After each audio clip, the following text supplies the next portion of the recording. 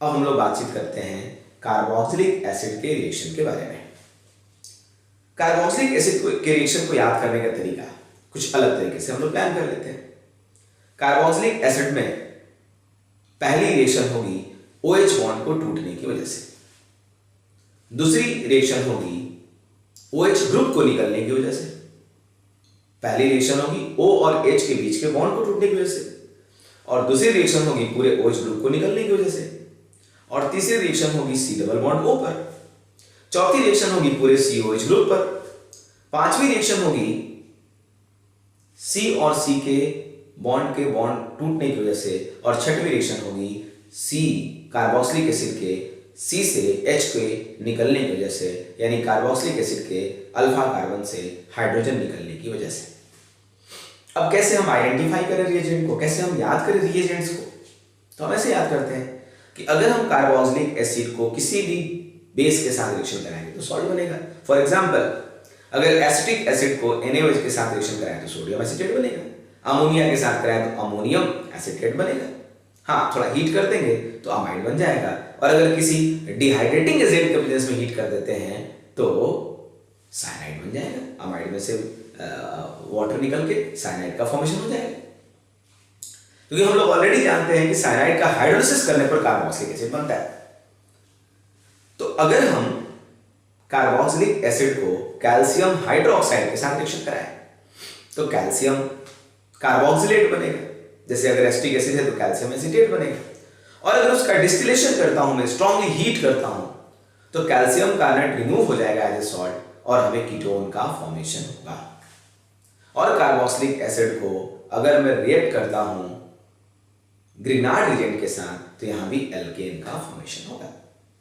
अब दूसरे type reaction की बात करें जहां पर पूरा एज सच OH ग्रुप निकल जाए, तो कार्बोक्सिलिक एसिड अगर PCl5 से रिएक्शन करता है, SOCl2 से करता है, तो इसमें OH निकल करके और Cl जुड़ जाएगा।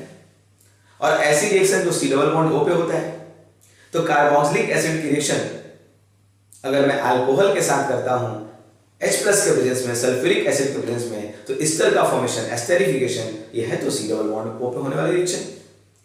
और मैं पूरे carboxylic acid as a group की बात करूं तो हाइड्रोजन आयोडाइड रेड फास्फोरस लेने पर कार्बोक्सिलिक एसिड का पूरा ग्रुप रिड्यूस होकर के एन में चेंज आता है। और वही अगर मैं LiLH4 या स्ट्रॉन्ग ऑक्सीडाइजिंग एजेंट LiH के साथ लेता हूं तो वो अल्कोहल में चेंज हो जाता है।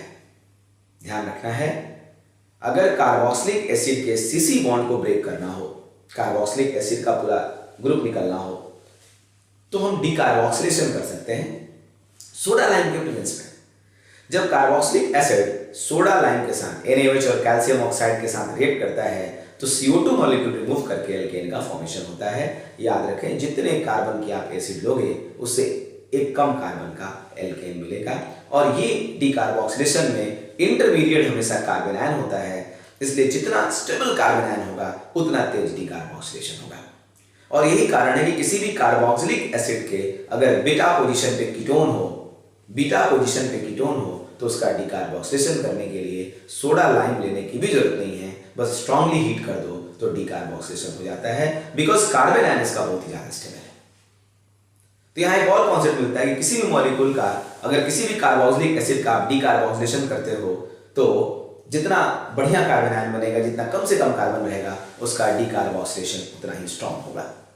और यहां यह भी कॉन्सेप्ट मिलता है कि अगर डाइकार्बोक्सिलिक एसिड है 1,2 और 1,3 पोजीशन पर, ऑक्सैलिक एसिड है, मैलोनिक एसिड है, तो ऐसे केस में अगर इनको हीट किया जाए तो डीकार्बोक्सिलेशन होने के बाद, CO2 निकलने के बाद डाइकार्बोक्सिलिक मोनोकार्बोक्सिलिक में चेंज आएगा। फॉर एग्जांपल, ऑक्सैलिक चेंज होगा फॉर्मिक एसिड में और मैलोनिक चेंज होगा एसिटिक एसिड में।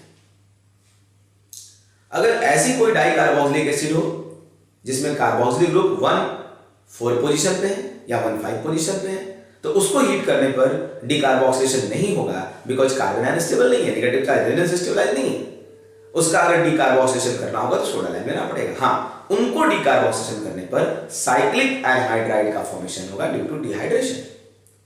और अगर 1,6 और 1,7 पोजीशन पे डाइकार्बोक्सिलिक ग्रुप है, मतलब कार्बोक्सिलिक ग्रुप दोनों है डाइकार्बोक्सिलिक एसिड में, तो उनको हीट करने पर पहले तो डिहाइड्रेशन होगा, लेकिन रिंग स्टेबल नहीं होने से डिकार्बोक्सिलेशन भी हो जाएगा और फाइनली साइक्लिक कीटोन का फॉर्मेशन होगा। याद रखेंगे 1, 2 और 1, 3 पोजीशन पर हो तो डाइकार्बोक्सिलिक से मोनोकार्बोक्सिलिक, 1, 4, 1, 5 पर हो तो साइक्लिक एनहाइड्राइड, 1, 6, 1, 7 पर हो तो साइक्लिक कीटोन। अब मैं बात करूं कोल्बे इलेक्ट्रोलिसिस की, तो यहां भी सीसी बॉन्ड टूट जाता है। अगर मैं बात करूं बोरोन इनहांस डीकर रिएक्शन की, तो यहां क्या होता है, कार्बोक्सिलिक एसिड को पहले सिल्वर नाइट्रेट से रिएक्शन कराते हैं तो सिल्वर कार्बोक्सिलेट बन जाता है।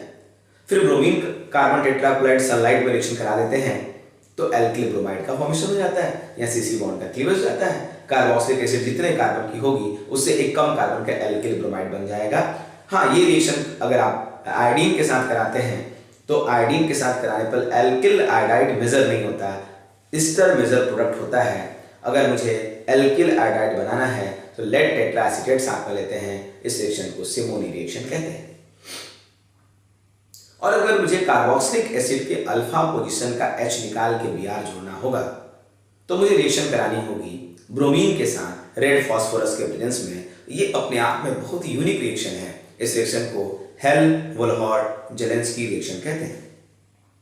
ये रिएक्शन यूनिक इसलिए है कि कार्बोक्सिलिक एसिड में जो OH वाला हाइड्रोजन वो ज्यादा एसिडिक है, उसके रहते हुए अगर हम C double bond O group के अल्फा पोजीशन के कार्बन से हाइड्रोजन निकाल लें तो ये होती है अपने आप में स्पेसिफिक रिएक्शन है।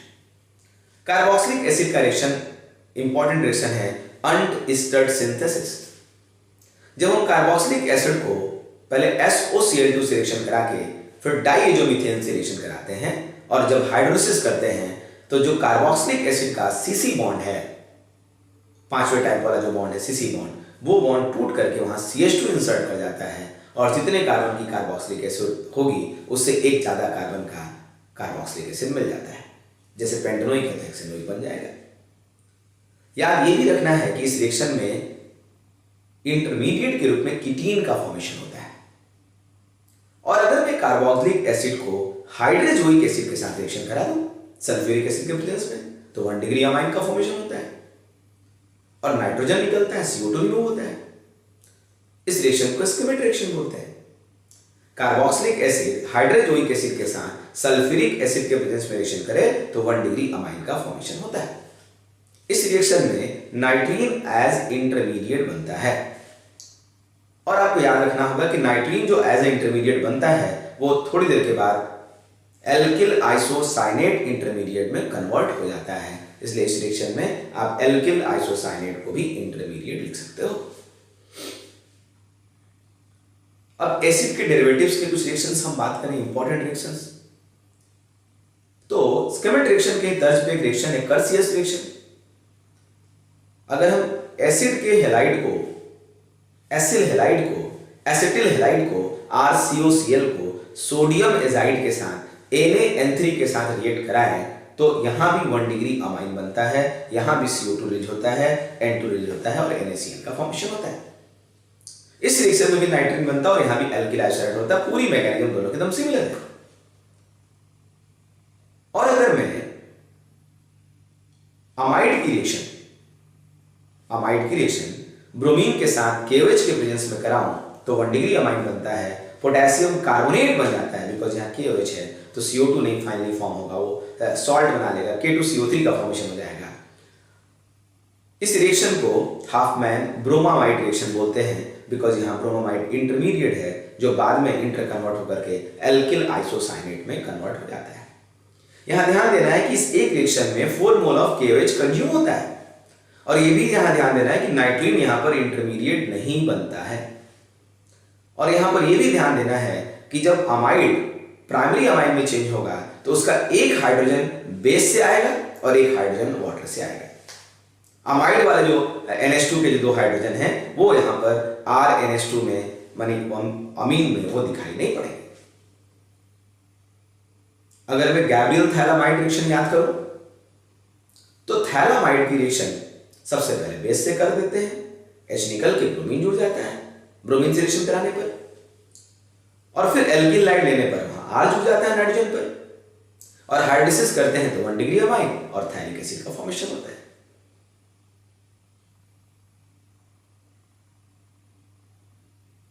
मैं सारे एसिड के डेरिवेटिव्स के बीच में अगर रिएक्टिविटी ऑर्डर की बात करूं तो सबसे ज्यादा रिएक्टिव कौन सा है? Acetyl chloride, then anhydride, then acid, then ester और सबसे कम रिएक्टिव है अमाइड। याद रखना है, ये बहुत ही इंपॉर्टेंट पॉइंट है।